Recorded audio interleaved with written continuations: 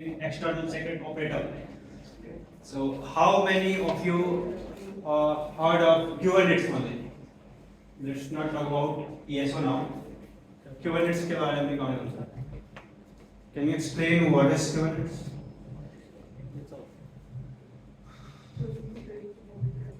So it is a container orchestration tool, like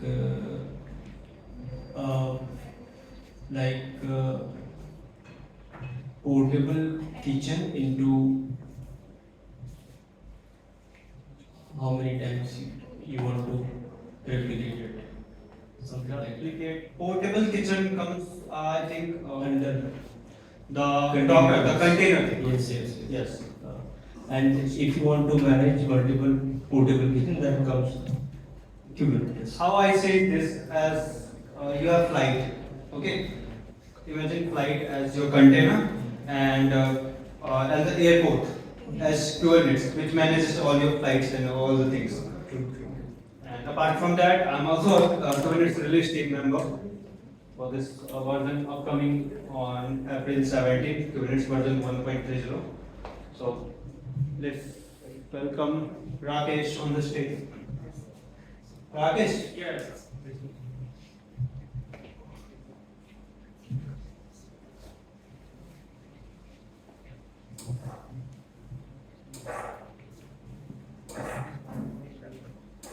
Thanks, Satyam. I think it works. Hello.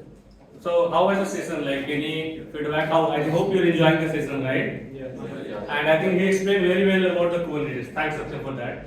So, and apart from that, right? Like any other can explain the what is Kubernetes? I think most of you, I see a lot of discussion happening from the front row, right? So, anyone from the last row, if you know Kubernetes or you work with that before, as I know, as you can very well. Okay. So I think I'm not going to talk about more on Kubernetes. So it's more about Kubernetes secret, right? So it's a part of Kubernetes. It's an object, right? So Kubernetes as a whole is like an orchestration tool, right? So you have, so I think there are many talks happening on monolithic application, right? From monolithic they are moving to microservices, right? And microservices means you have a lot of components of same application, right? So how to manage that, right? So now we are putting those components after doing containerization into Kubernetes. So we say that I will not going to manage it, right? Can you manage it on behalf of us, right? So you define a lot of things like replica I talked about, right? I think we don't talk about maximum, minimum resource utilization. So those are the part of like, so that I think we are referencing Kubernetes from the starting, right? So there is one operator called like one object is called Kubernetes secret, right? And most of you might know what is Kubernetes secret. Anyone want to explain? It itself talking about what is right secret, right? So it's whether your secret and it's whether application secret, right? We should save that, right? We should save that, right? So secret. So let me So these are the like agenda of today. We'll talk about Kubernetes secrets, then challenges of maintaining Kubernetes secret nowadays, right? Then we'll talk about how we can overcome that using external operator, right? Secret operator. And then we try to have a hands-on. So I will use basically Google Cloud and Secret Manager of GKE itself, and then we'll talk about the best practices of using Kubernetes secret, right? This is about me. Sorry, I'm not so photoic, so I don't keep like fancy photo and all.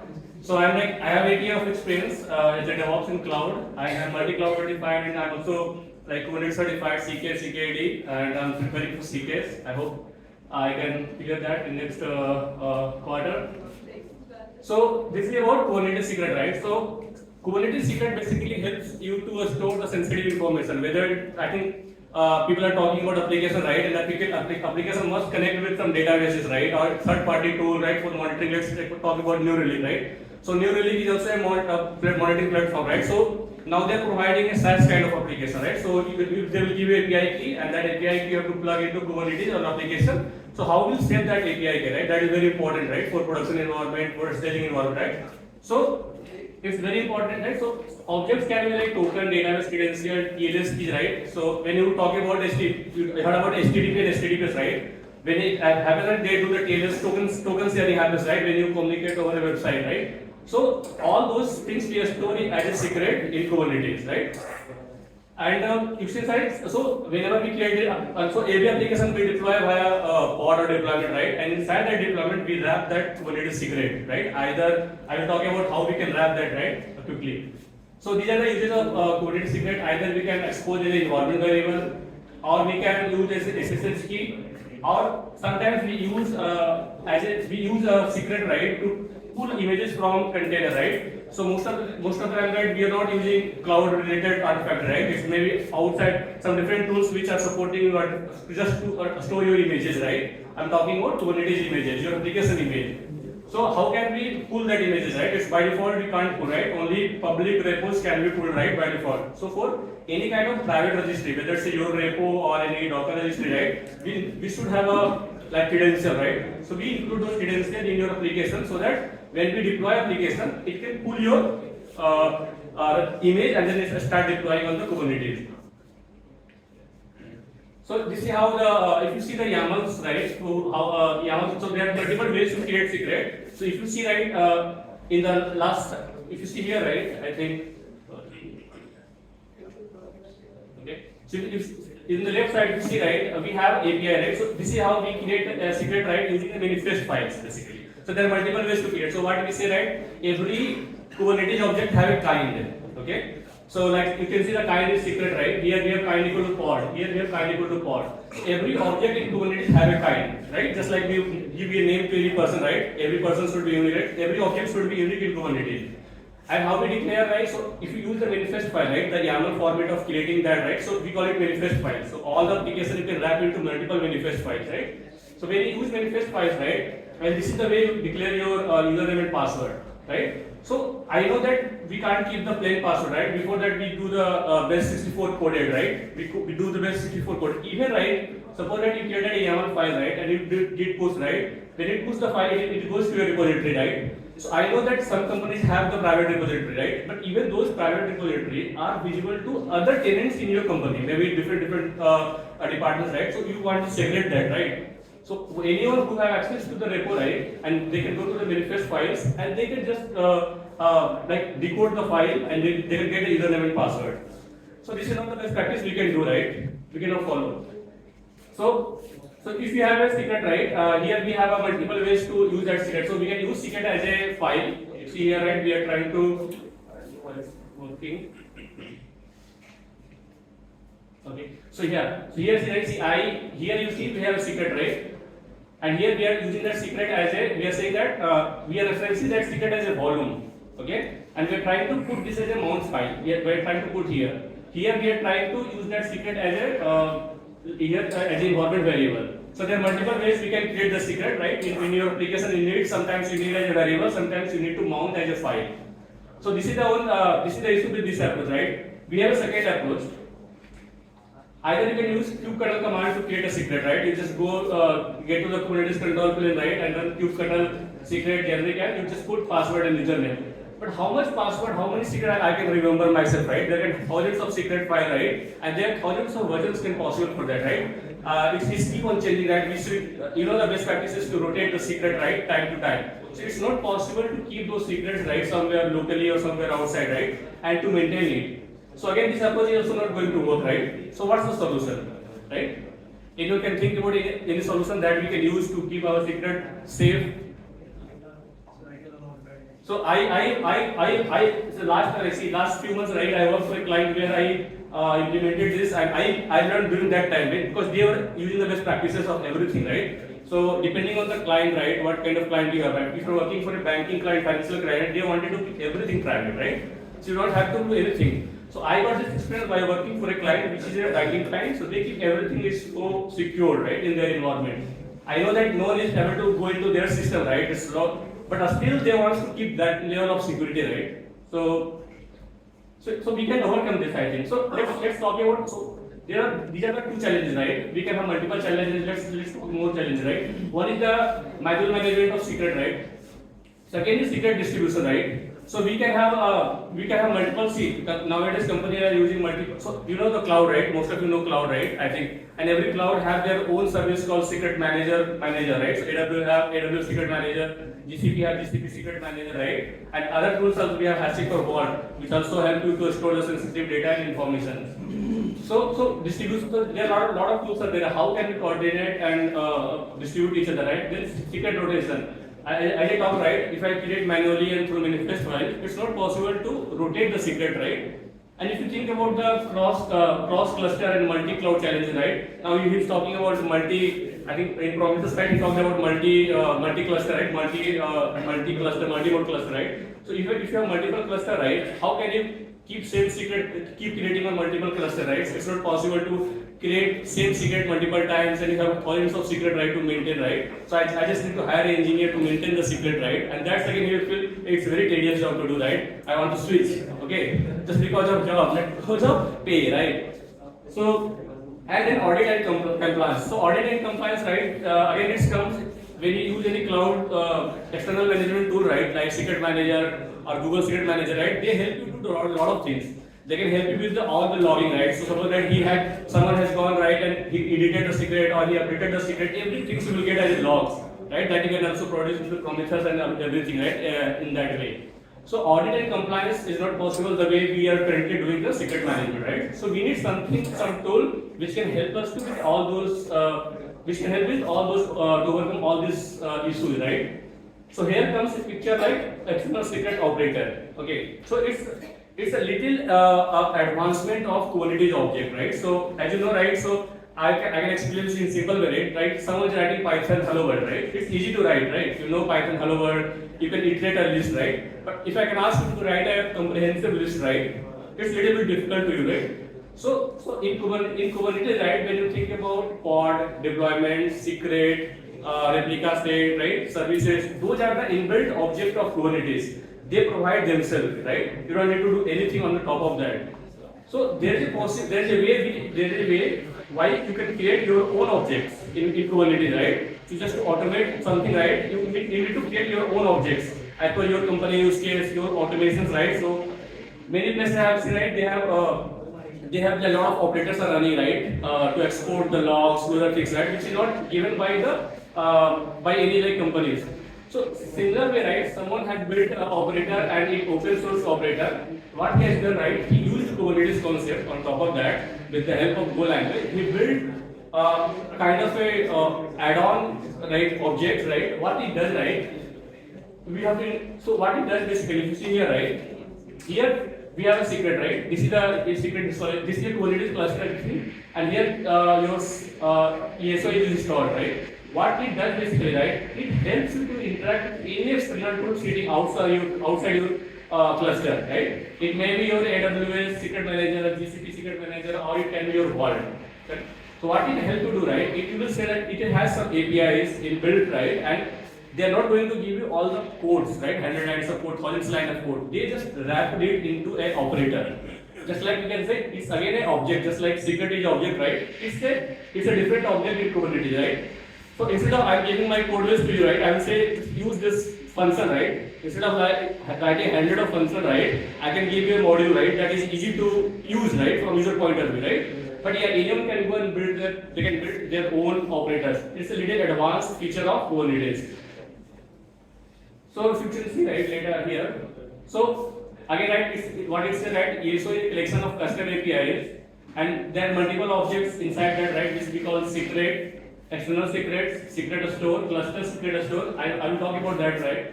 And then see, this is how it works basically. You see, right? Here we have so when you install this operator, right? Complete operator, right? There are multiple ways to install. Again, I think people talked about Helm charts, and either you have a state of YAML files, and you can go and just install, right? And complete installation process, everything is available in their own websites. So what basically you can do here, right? See, here we have a secret store currently. Right? This. Sorry, I think so. Yeah. So see, we have installed ESO, right? External secret operator. Now what it will give, right? It will create a secret store. You see the kind, right? Every object have a kind. So I installed a secret store, and here it's sitting your external APIs. It's maybe AWS, Hashicorp or Vault or GCP, right? Services. What it does, right? I will define a secret store, and you think about what is secret store, right? Secret store, you can visualize something which helps you to connect with something, right? So it's just like secret store creates a configuration with the help of your provider by putting the credentials of your provider, right? So and when you have a secret store, right? Other object that we have is called external secret here. So if you see right here, right, in green, right, in green and yellow boxes, right, in the left side, you have a kind equal to external secret, right? So external secret is actual object that will help you to define which secret from the external secret management to pull, right? So you define secret here, right? So we are going to define our secret here, right? So you see there are some secrets are defined, like users equal to belly, right? Map equal to map versions, right? So there are some secrets are defined here. Secret store will help you to store the credential, right? How will you authenticate to your external secret management tool? And external secret will help you to configure which secret you want to take from the external secret, right? And whatever secret you will define, right, it will automatically inject your secret into Kubernetes. And so there are like I think so 4 and 5 are like the main component of this external secret operator. So first the provider. So I think we already know about the provider, right? So it can be your AWS Secret Manager, Google Secret Manager, Secret Vault, right? Let's talk about then Secret Store. So Secret Store, what it says, right? Secret Store is an object, right? Which defines, right, which provider to use and how to authenticate with that provider, right? So if you are using AWS, either you are using GCP or Secret Vault, right? You have to define that. And it's a name. So in Kubernetes, right, if you see Kubernetes, right, as a whole, there are two types of resources in Kubernetes. Either it's a namespace level or it's a cluster level. So either I can create something at the namespace or I can create at the cluster level. When I create something at the cluster level, it's applicable to all the namespace inside that, right? So secret store is a namespace resource. So when I create a secret store, always we need to specify which inside which namespace I want to create the secret object. So if you see the YAML configuration here, right, again kind equals secret store, right? Here we are providing a name like secret store sample. Here we are saying the provider, as I said, right, it takes your provider configuration, right? So I'm saying that provider is AWS. And now depending on the provider, right, it will change how to how to authenticate. So AWS has different way to authentication, Google Cloud has different way of doing authentication, Azure just have a API key to put in between, right? So as per the provider, right, you go to the documentation, I put the documentation link also, you will find how to write exact configuration as per the provider. So if most of you, like, if you know the AWS, right, because this is the early adopter cloud platform. So here you see, right, we are providing a secret. We are saying that in AWS, right, we create two types of secrets. So we are providing those secrets, and I am saying that this secret store will help me to connect with AWS Secret Manager, right? Now what next? One question. Yeah. So, if I want to use the secret store, so maybe I want to inject secrets in multiple namespaces, I will have to have a secret store per namespace. Yes. Or we have a solution for that, right? Next. So we have a kind called cluster secret store, right? So now you don't need to worry about creating that secret store at every namespace, right? Like app, dev, staging, DB, right? Because if there is a common secret, right, which can utilize in all cluster, right, or maybe at the all application, right, just like, so we can just create a cluster secret store at the cluster level, and it will take similar information. I have not put everything inside this screenshot, but you see, I am talking about the provider details, right? But here the kind change is the cluster secret store, and here if you look into, right, we again have the Ghost Vault, right, Ghost external secret management tool, and here this secret store is sitting at your, you see, right, this secret store is sitting at the cluster level, right, and then we have different namespaces where I can create external secret, right. So you have, so let's create the secret store at the cluster level, and then I can create secret at the different namespace level for different applications. So that can be the use here, right. Now we have other, so we talked about the store, right? How I can configure provider, or how can I authenticate the provider, right? Now I need to know which secret I want to seek, right? From outside to secret, right? Which secret so that information you can provide through external secret or external secret and cluster external secret. Again, so external secret is a namespace and cluster external secret is cluster at cluster level. So I think so here I think we are just talking about in the screenshot, right? That cluster secret, how it looks. And if you see the object, right, again we can see the kind here. Kind equal to, we are keeping external secret, and we are providing the database, like, so this name is like the name of your object, external secret object. And so what's important here, right, let's give some time here, right. So we have a refresh interval time. So I can put a refresh interval time like 1 hour, 60 minutes, 2 days, right? Depend on that refresh interval, right? It will automatically go and it will check your external secret, right? And it will sync. If there are some changes are there, right? It will automatically inject into your Kubernetes secret. So that's the benefit. So one thing, right, we are not managing manually, right? I'm creating that secret outside and it's just getting synced into Kubernetes, right? There's no way to write manifest files. There's no need to run kubectl command, right? So it's like kind of totally it's like automatically it's getting synced. So if you see here, right? So I talked about we talked about reference interval. Now here we are saying that reference secret store reference. So what I told, right? What I did, right? That we are saying that go and get this secret, right? Which provider to connect, right? Which so I will say, right, this is a secret store. You create a secret store and I will reference the secret store which we created before, right? And I provided that, yeah, this is the secret store and the secret store name is GCP-store, right? And now we are saying that target. In target, what we are defining, right?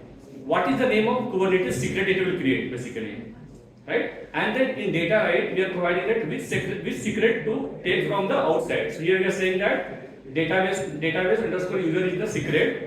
In Google Cloud Secret Manager, take that and inject here in Kubernetes, and while injecting, right, put the name as a target name, what like database dash credentials. So this is how it works, right?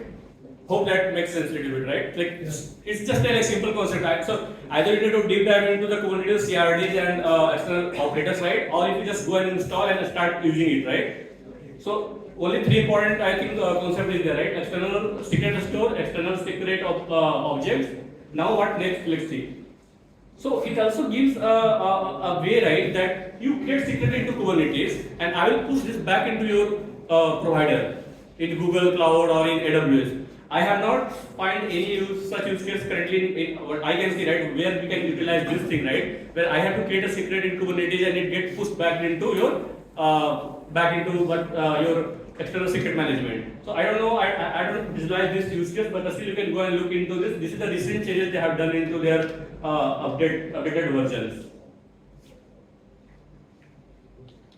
Okay, so before that, for the demo purpose, right, what we have, right, actually I already have a GCP account, right? So either you can create, either you can do this in your AWS account or in your normal Kubernetes, right, that you can build yourself, right? Or you can just select any other cloud provider that's easy to get. You create an account using this link, and it requires little bit understanding of Kubernetes because I said, right, it's a little advanced version of what Kubernetes provide, right?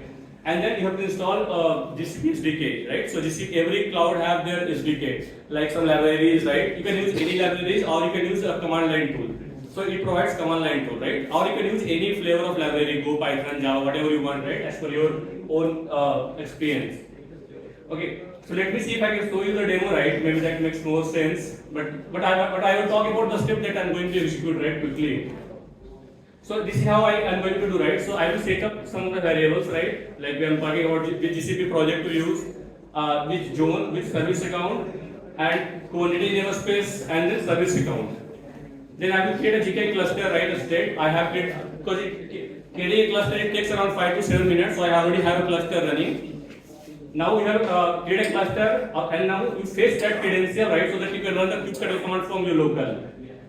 Now what will happen, right? I will create this is the some setup that you need to do to configure the authentication, right? It's much easier than in AWS because GCP have multiple way of authentication, right? This is one way we call workload identity federation. So in this case, right, what happens, right? I will talk about a little bit about workload identity federation, right? What it happens, right? Normally, for any cloud, right, you create a credential, right? Now you have to inject that credential into secret in Kubernetes. GCP have something, right? You create a cluster, you create a service account, some API. You don't need to inject now. So we are not going to download the key and then creating a secret and going to authenticate. It's very seamless in GCP. We have with that concept called workload identity federation. I have an article on Medium that you can go and try. That's very good concept. So what we are doing, right? See, here we are creating a service account, right? GCP service account. Now I am saying that give this service account. I think Ashish was talking about some roles, right? That we have to give this roles. Then it only work, right? So I created a service account. Now I am giving the role secret manager, secret accessor. So it will just allow to access any of the secret. It will not allow you to go and delete and delete the secrets. Then what this is called IAM binding. This is the concept which I am talking about, that say workload identity federation. What it does, right? What I am saying, right, to say that hey, this is the go and use this service account and annotate the service account with GCP. So Kubernetes service account will act like a GCP service account. What will happen, right? See, either I can take Kubernetes service account key and plug that into Kubernetes, right? Or I can say this is a Kubernetes service account. Every Kubernetes service account is a way to authentication in Kubernetes as well as in cloud. So we have Google service account and we have a Kubernetes service account. So Kubernetes service account, what it does, right? It will have as a Google service account after this stage. So there is no need to download the key and go and just share it and save and all those things, right? So we are now what will happen, right? Again, I think he talked about Helm chart, right? So this is a Helm chart for this because it's an external, it's a community maintained operator, right? So you can go and visit this, right? So this is the official chart. You can just go and run Helm repo add, and it will add the charts.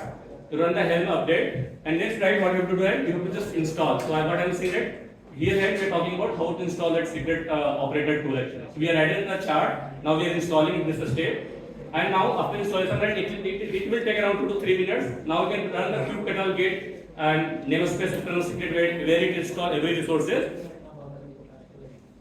And after that, right, what we will do, right, we will create some Google secret, right? We are trying to create 2 secret, username and user 1 and pass in your Google Secret Manager. So we will create some dummy secret, and what will happen next, right? So we will run now. So now what we have done, right? So if you see here, right, we have installed the ESO. We have find that all the ESO components are running successfully in Google. You can run the kubectl command to find that. If there is any issue, right, you can go and check the logs, and maybe sometimes what issues can be possible that you might have a service account but you have not configured the right role. So we will see that it is not trying to, it will say that secret store invalid. Secret, there are two common errors which I find. Either it say secret store is invalid, or it can say external secret is not in sync. Not in sync means what? Secret that you're trying to fetch, right, it is not trying to get from there. So either you will find that it doesn't have right permission, or there is something wrong happened in the configuration of your providers. So now what in the last step, right, I created some dummy secret, and in here, right, now I'm creating the secret store in GCP. So I said kind equal to cluster secret, it's a cluster secret store, and the name is GCP store, and I'm saying that because as I told, right, we are not see here right, if you see. See that in this case of AWS, right, in provider section, right, see we are providing a lot of information, right, secret and all to refer. But if you see right in GCP, right, it's much more easier to do. If you see here, what we are saying that which provider and which project, and everything is already taken care by your concept called workload identity. We are not providing which credential to use because we already added that before. And now we'll create actual Kubernetes secret. So we are saying that it should refresh every 10 seconds, and which secret store to ref. So it will going to actually it's going to refer your GCP store. And I'm saying that this is the actual secret will create it into the name of the secret that you want to create in Kubernetes. And here you talk about which secret to refer. So I will create 2 secret right here. So see. Here we are creating 2 secret, right? DB username and DB password. Right? See, we are creating 2 secret in GCP Secret Manager. And what I am saying here, right? If you go here, I am saying just go and reference that. If you see here, right? I am saying that take db-username, take db-password, and it will create actually a single secret called db-creates. And after that, right, we can go and run the kubectl get secret command, and because it's automatically base 64 coded, so you have to decode to see the actual value. If you don't do the decode right, you will find some encoded values that is not readable. And after, right, what I am doing again, right, I am updating again the those secret value to user 2 and pass 2, just to see that whether it's automatically changed or not the value. So what will happen, right? Once again, when I update the secret value, right, in Google Secret Manager, and I can go again run the kubectl get secret command, and we will find that it actually make the change. Whatever change I have done, right, I have in second step, right, I am updating the values of secret. Now you see the secret has the value has been changed. So this is how it works, right? So it is like kind of a much better way to, and it covers all the challenges that we talked about, right? So you have a better way to store secret in external secret management. You can rotate secret, you can update secret, and when you are updating secret, there is no need to come to Kubernetes and kubectl command, right? It's automatically getting synced automatically based on your reference type that you have set. Right? And it can take care of your multi-cluster, whatever cluster you have, right? Like maybe 100 cluster, 10 cluster, right? It can take care of, right? Maybe you have to run 5, 6 cluster, right? For day one ESO installer will be there. For staging, there will be one ESO operator. For production, there will be one ESO operator, and it can take care of multiple cluster inside dev, staging, and prod. So this is how it's going to benefit for applications and provides a lot of security, right? Any questions? I think I was a little faster. Okay. Anything? Or should I? Do you want to see the demo, or I have a reference that I can share you, right? Whatever way you feel, right? If you feel so. After this, right, we have some snacks. So I hope that you will feel a little excited about that. Maybe I think in second session you already had the coffee, right? So that make like. But I think the RC session was keep you like awake, right? So what I say, right? Like what do you think, right? Should I go ahead and share the code and you can try? I don't know how many of you tried, but I think let's see if you can. So these are the best practices. Talk about the best practices. If you can show the demo, right? So here now we are saying that, right? See, still there is some gap, right? Can you see? Can you think about it? What is still missing?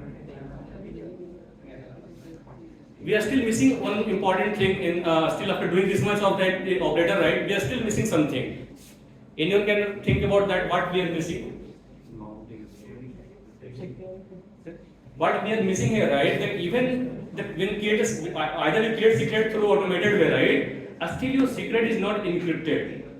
Your secret is still what I say here, right? You see that's like the first command, right? I am doing best 64. Anyone who have the access to your cluster, right? He can go and run the command and he can get your secret. So other ways to do, right? I can bring encryption on top of that. So what, right? Instead of best 64, now we have to do a more level of security. We have a private key and public key, and we have to encrypt that, right? Put one more wrapper on that secret, right? So that can be possible. Second thing, right? I think we talked about RBAC role, right? Just like in cloud, we have different role, right? In Kubernetes, we have RBAC. So just like it's again same concept, right? We talked about, right? Authorization versus authentication. So once you have authentication to cluster, right? Get authenticated to cluster. You got into a cluster. Now it depends what kind of role bindings are there as per on your user, right? It may allow you to get all the pods, all the logs, but if you run the kubectl get secret, right? It will say denied access. So most of the times it happens, right? In production environment, you have very limited access. You will not be able to view the secret and everything. Okay. So and then third point I said best practices, right? Fourth point you see, right? Configure external secret. This is already right. And avoid sharing secret manifest files. If you're not using ESO now, right? Then please avoid. Best way to do is like maintaining the manifest files, but avoid sharing that into a repo and make sure that I don't remember a tool, right? There is a tool called there is tool, right? So what that can help you, right? That can at least do encrypt before pushing that into GitHub. Okay, so what that helps you to, right? Let's encrypt the secret and then push to GitHub, and when that secret will get created into Kubernetes, right? That tool will be there and it will decrypt the secret. Seal secret. Sorry? Seal secrets. Seal secret. Yes. Seal secret is the tool. So seal secret is again a tool which can help you do that, right? But that will help you to do one part, right? So if you see, right, no tool is like able to provide all kind of features, right? Somewhere you have to do mix, right? Just like assist, right? Prometheus again cannot be only solution you have to write. You have to do some best practices are there, some scaling issues will be there, right? But you have to plug multiple tools together to make it working, right? And these are some official references. These are not like my own curated content which I put, right? It's all taken from somewhere here and there, right? I talked about my experience, but contents are taken from all the references here and there. And that's all. And I have to say thanks a lot for hearing. Maybe it's a little boring, but I will just tell you that this was the first talk in my life till in the last 8 years. So I think, and I wanted to.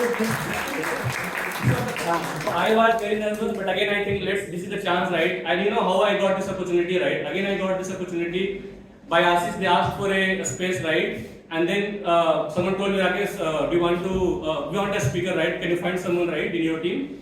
I blindly told there is no speaker, right? I am the only one. He told me again, put your content, right? I started putting everything right overnight, and I came here. I wanted to express this experience, to take this experience, right? And so that's how it went actually. So again, thanks ASIS and their team to like just organizing this event. And I will also tell you, right? when I started my career in back 16, right, I started with AWS cloud, right? But while in college, right, I haven't heard about this cloud. I was more into Java, right? Old university course, right? So when I came to college, right, I found people from the LPU, people from they are doing Raspberry Pi, Python, everything, right? And what I know, Java. So suddenly in my early career, right, I got a very good director, right, in Cognizant who nourished us, right? So that I am till so we is still here, right? I am working for a application. We are going to develop our own GenAI application. So someone will have so that why I am trying to say this, right?